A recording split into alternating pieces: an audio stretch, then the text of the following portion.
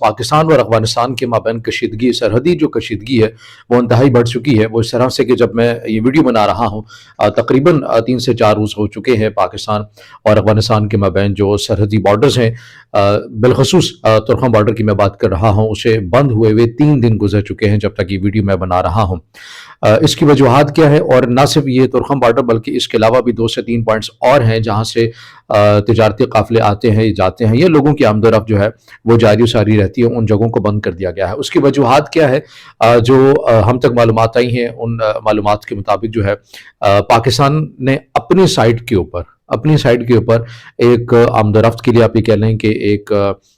Tunnel type بنا رکھا ہے۔ ترکھم بارڈر والی سائڈ کی میں بات کر رہا ہوں جہاں سے لوگوں کی آمد و رفت ہوتی ہے، لوگ انٹر ہوتے ہیں اور پھر ساتھ ہی دوسری سائٹس کے اوپر یعنی کہ افغانستان جو ہے وہ چلے جاتے ہیں، لیکن ظاہر ہے پروسیس ہوتا ہے، ڈاکومنٹیشن، وہ چیزیں اب تو گو کہ سختی کر دی گئی ہے۔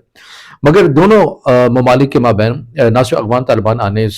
کے بعد بلکہ افغان طالبان کی جب حکومت نہیں تھی اس سے پہلے یہ ملکی سطح کے اوپر ایک چیز جو ہے وہ بڑی واضح تھی، وہ یہ واضح تھی کہ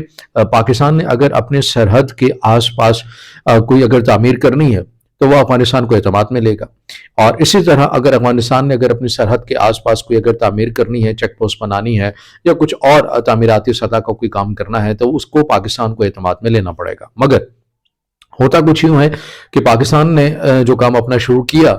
وہ تو افغانستان کے حکام کو ظاہر اعتماد میں لے کر کیا، اب تو تقریباً جو ہے وہ مکمل بھی ہو چکا ہوا ہے، مگر افغان طالبان کی جانب سے ایک بار پھر غیر ذمہ داری کا مظاہرہ کرتے ہوئے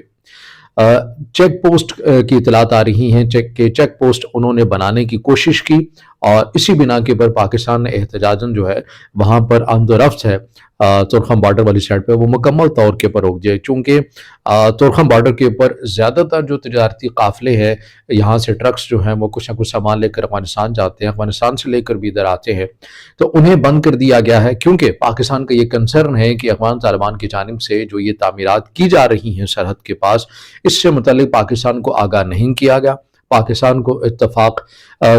سے جو ہے وہ اتفاق میں نہیں، لوپ میں نہیں لیا گیا، اور اتفاق رائے نہیں ہوا ان تمام چیزوں کے اوپر، جس کی بنا کے اوپر جو ہے وہ پاکستان جو ہے وہ احتجاجاً یہ سٹیپ اٹھا رہا ہے۔ اب چونکہ ایک لکھی لکھائی بات ہے، مگر افغان طالبان اس طرح کی غیر ذمہ داری یا غیر سنجیدگی کا مظاہرہ اس لیے کر رہے ہیں کیونکہ حال ہی میں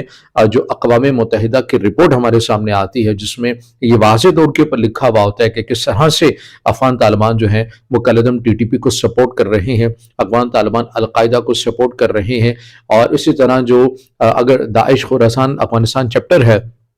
اس سے بھی روکنے کے لیے افغان طالبان کی وہ کیپیسٹی نہیں ہے، بلکہ مسلح جتھے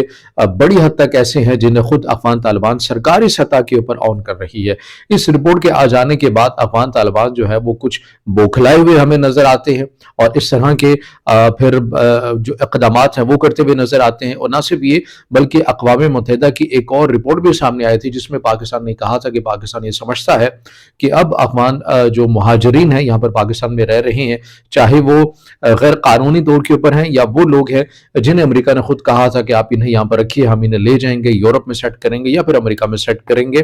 مگر اب جب سے پاکستان انہیں بھی واپس بھیجنے کی بات کر رہا ہے اور افغان طالبان جو ہے اس حوالے سے اپنے کنسرن بھی اظہار کر رہے ہیں، تو یہ ہمیں پورا ایک پیٹرن نظر آتا ہے کہ جان کے معاملے کو، کشیدگی کو بڑھانا کسی اور جگہ سے، تاکہ جو معاملات ہیں، دیگر جو اہم جو معاملات ہیں وہ خبریں جو ہیں وہ ٹھپ ہو سکیں، بالخصوص اقوام متحدہ کی جو رپورٹ جس نے افغان طالبان کی جو پالیسی ہے، جو جس طرح سے کالعدم تنظیموں کو یہ سپورٹ کر رہے ہیں اور پوری دنیا میں ایک بار پھر سے بے نقاب ہوئے ہیں افغان طالبان، وہ یہ چاہتے ہیں، یعنی کہ افغان طالبان یہ چاہتے ہیں کوئی نہ کوئی اور ایشو کریٹ کر کے ہم اس رپورٹ کو دبائیں، مگر یہ رپورٹ نہیں دبائی جا سکتی، حقائق کے پر مبنی ہے، پاکستان نے جاری نہیں کی ہے، اقوام متحدہ نے رپورٹ جاری کی ہے۔ افغان طالبان اگر ان چیزوں کو دبانا چاہتا ہے تو عملاً کچھ کام کرنا پڑے گا، ایسی تنظیموں سے ہاتھ اٹھانے پڑیں گے، اور یہ خوش آئند بات ہے کہ افغان طالبان کے بندر سے بھی آوازیں اٹھنے لگ رہی ہیں، بالخصوص حقانی نیٹ ورک کے جو افراد ہیں وہ یہ آوازیں اٹھانے لگ گئے ہیں